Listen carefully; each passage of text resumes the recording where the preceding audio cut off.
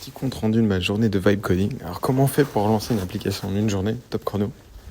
On a des études sur le case, le client, on connaît les features qu'il a besoin. On a le data model, donc on a la base de données. On a quelques screens en Figma pour savoir à quoi va ressembler l'interface utilisateur. Et à ce moment-là, ce qu'on peut faire, c'est utiliser le MCP avec Windsurf. Donc en gros, on clique sur un écran, il peut avoir un écran à la fois. Sinon, on peut faire aussi des captures d'écran, ça marche très bien. Et donc, en gros, on envoie ça sur Windsurf. Moi, je fais un prompt en général avec une autre IA, genre OpenAI, pour vraiment structurer mon prompt. Le premier prompt est très important, ça lance votre app. Et à ce moment-là, vous allez lui dire, voilà, commencez à travailler les écrans. Elle ne va pas être connectée tout de suite à une base de données, donc elle est dynamique. Dans un deuxième temps, vous allez aller sur Supabase.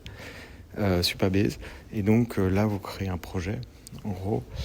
Et une fois que le projet est créé, vous allez demander à partir du data model. Souvent, j'utilise Mermaid pour faire un diagramme, pour bien comprendre. Je lui demande de passer en SQL. Et donc là, on importe toutes les tables SQL.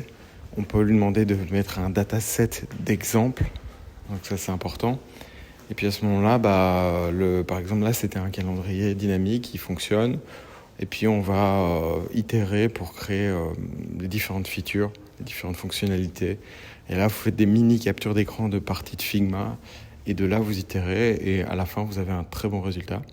Vu que la base de données est hébergée en ligne, c'est déjà une première phase qui est faite. Après, vous pushez, donc vous envoyez votre code sur GitHub. Ça, vous pouvez partager avec d'autres développeurs. Et à ce moment-là, vous allez sur Vercel.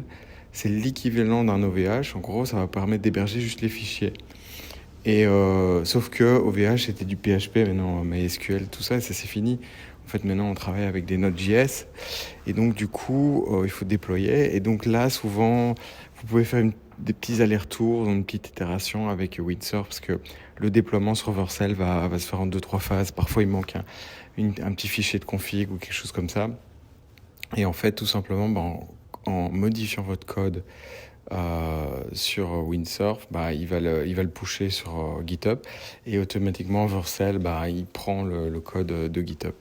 Donc à un moment, ça finit par se déployer. Donc voilà, votre application est en ligne. Très facile. Franchement, j'ai mis une journée, mais normalement, c'est un projet à 100 000 € pour vous donner un ordre d'idée avec mon client. Donc voilà.